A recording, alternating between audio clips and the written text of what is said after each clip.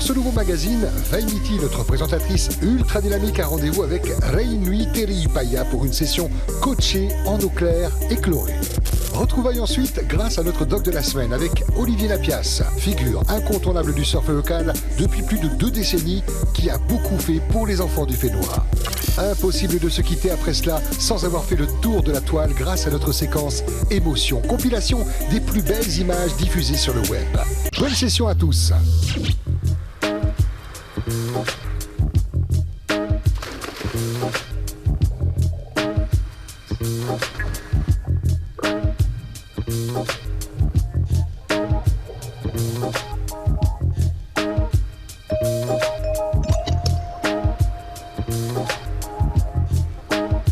Salut Reinui! Salut, ça va? Ça va et toi? Ça va. Alors, est-ce que tu peux me dire où est-ce qu'on est aujourd'hui? Alors aujourd'hui, on est à la piscine de Tipperary, piscine municipale olympique.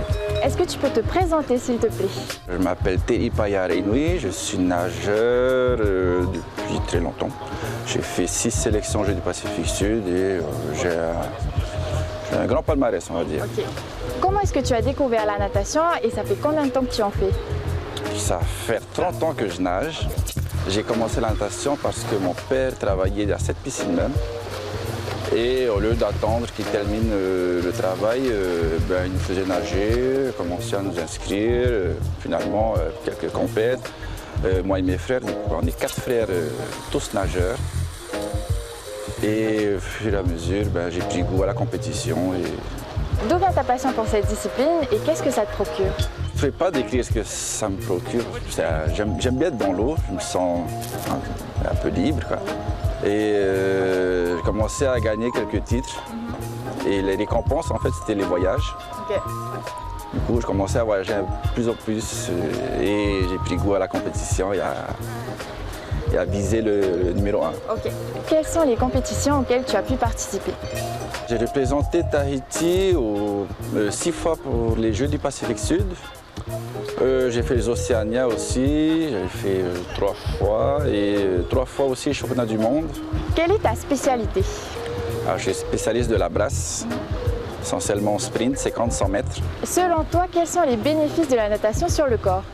C'est un sport très complet, recommandé par plusieurs médecins pour le dos, pour développer tout ce qui est cage thoracique, tout ce qui est maladies respiratoires. Il y a quand même quelques petits défauts sur les articulations. Le nageur ne porte pas son poids, du coup les articulations sont fragiles. Quels sont tes objectifs pour 2021? En 2021, il devait y avoir les championnats du monde des masters, c'est-à-dire des vétérans. On est une petite équipe de nageurs avec l'entraîneur qu'on a vu tout à l'heure. Et on compte bien être prêt pour cet événement. Alors Reinui, qu'est-ce que tu m'as prévu pour aujourd'hui? Alors aujourd'hui, je vais t'apprendre à plonger, à faire une coulée, et peut-être même une petite course. Ok, alors je suis un peu plus à l'aise sur une planche de surf, mais bon, on va essayer. C'est parti. C'est parti. Toi, t'as pas de cheveux? C'est vrai? Non. Le but, c'est de se laisser tomber. Ah! Lève un peu la jambe.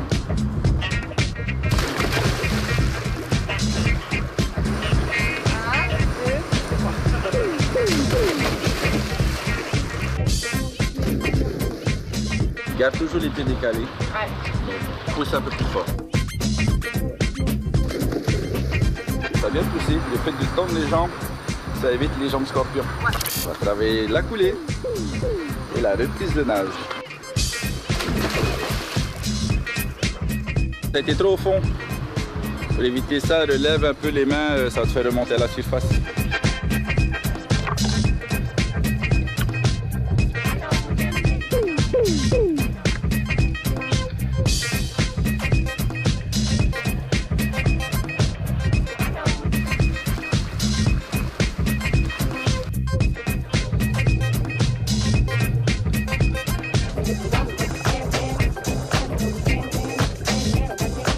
Ouais, ça allait mieux.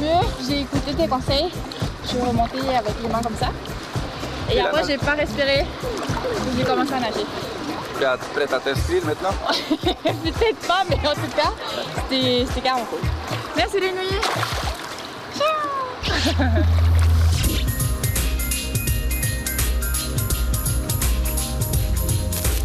notre doc de la semaine, nous allons à la rencontre une nouvelle fois d'Olivier Napias, coach de surf de Tahiti, qui a notamment eu l'occasion d'entraîner au sein de son école notre Spartan local Michel Bourrez. Olivier revient sur son propre passé d'athlète ainsi que sur l'engagement exigé pour briller au top de l'élite mondiale de la discipline. Regardez.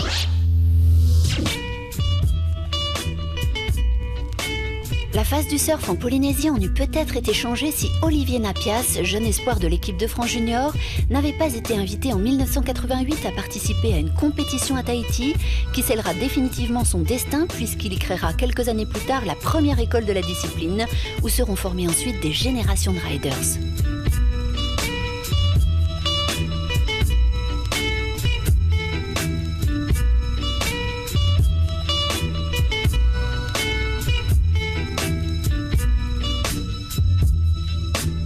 Et ce d'autant plus qu'Olivier est devenu enseignant, mit autant d'ambition à pousser ses élèves, comme ses propres enfants d'ailleurs, qu'il en avait mis plus jeune à relever le défi des compétitions. Mais son sens du partage et de la transmission allait encore le pousser bien plus loin que cela.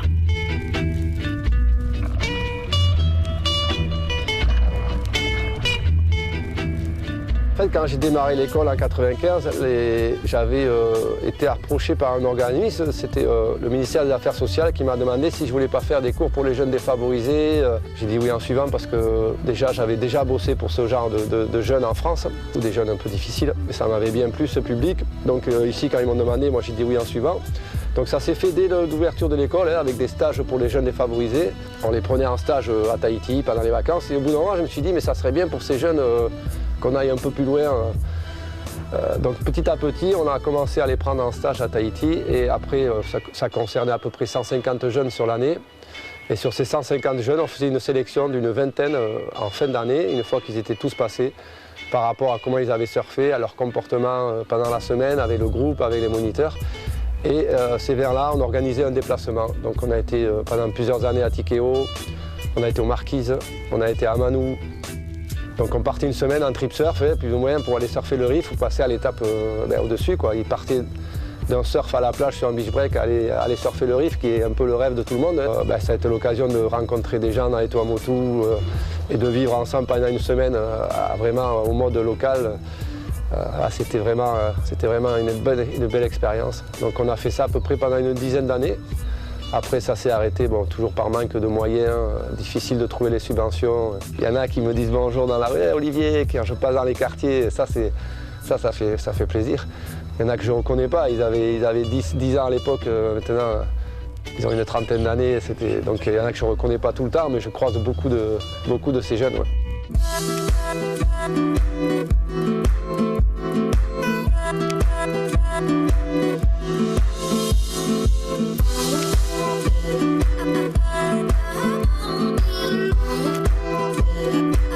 C'est pas un sport comme les autres, on est en contact privilégié avec la nature vraiment.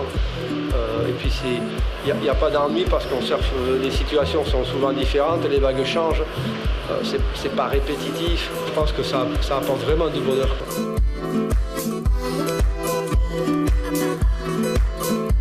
Je gère plus ou moins avec Ira le Surf Espoir du lycée de Papara depuis l'ouverture, depuis 6 ans.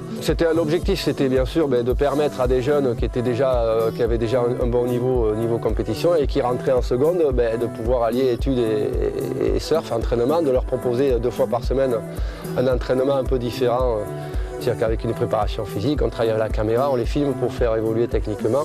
L'objectif, c'était là vraiment de créer, de participer au moins à la création d'un champion et après le bac, ces gens-là partent sur le tour. Mon intervention avec Ira, donc Ira qui a un bagage de champion du monde à un bon niveau et moi un bagage plus technique au niveau de la préparation physique. On est un peu complémentaires sur l'intervention, donc de faire évoluer les jeunes le plus optimalement possible. Mais après, on s'est rendu compte malheureusement que il y a eu Vainé Fierro, là c'est le meilleur exemple qui est sorti du Surf Espoir et qui a brillé. Elliot qui a fait le tour après pendant 2 ans. Mataï Drolé, qui quand même s'il ne fait pas le tour, qui a quand même fait son parcours professionnel dans le surf. Ça, c'est les meilleurs un petit peu qui sont sortis. Mais on s'est rendu compte que c'était difficile en fait. Il faut que les jeunes automatiquement rentrent en seconde générale. C'est dur de trouver des bons surfeurs et qui ont aussi un bon niveau scolaire. Donc ça limite un peu On est souvent malheureusement obligé de mettre des bons surfeurs de côté parce qu'en fait ils n'ont pas ou le niveau ou la motivation de rentrer en seconde générale. Donc il faudrait, pour que ça soit mieux, que ça soit ouvert à d'autres filières scolaires qui ne soient pas obligés d'aller en seconde générale, qui peuvent se faire peut-être un BEP, un CAP en complément à côté, des études un peu moins contraignantes, miser 100% sur une carrière sportive professionnelle, il y en a qui le font et ça marche, tant mieux pour eux, mais moi je ne conseille pas. Parce que même la personne qui est très douée physiquement, qui a tout ce qu'il faut, il suffit d'une sale blessure et tout s'arrête. Donc si on n'a rien à assurer à côté, on fait quoi? Donc moi je pense qu'il faut toujours regarder quelque chose en parallèle. Ouais.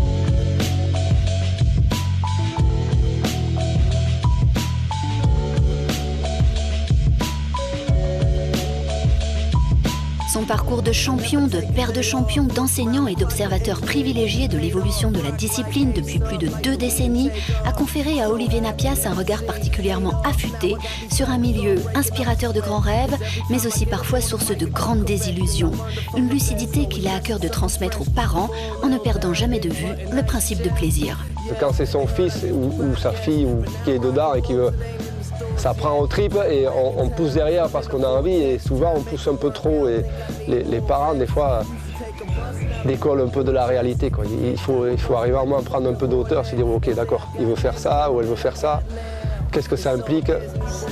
Il y a une chance sur 1000, il faut être réaliste. Il y a très très peu de gens qui arrivent à atteindre l'élite sur l'ensemble des surfeurs.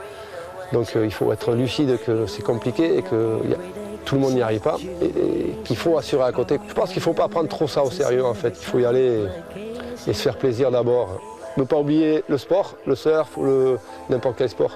Là, pourquoi on est là? Parce qu'on aime ce sport et après essayer de faire carrière.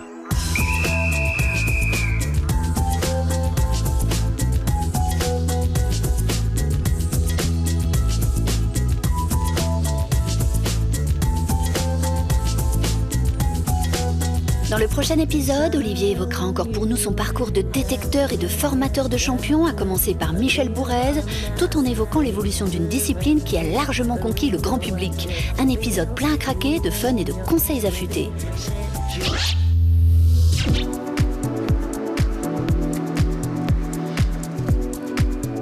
Le best du web, c'est tout de suite.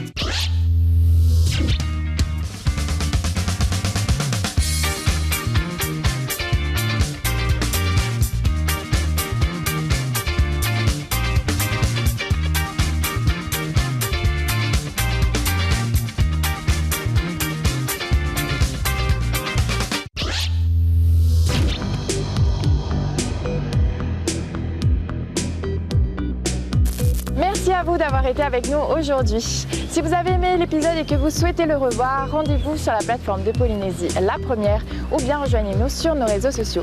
On se dit à la semaine prochaine pour de nouvelles aventures. Bon week-end à tous. Nana!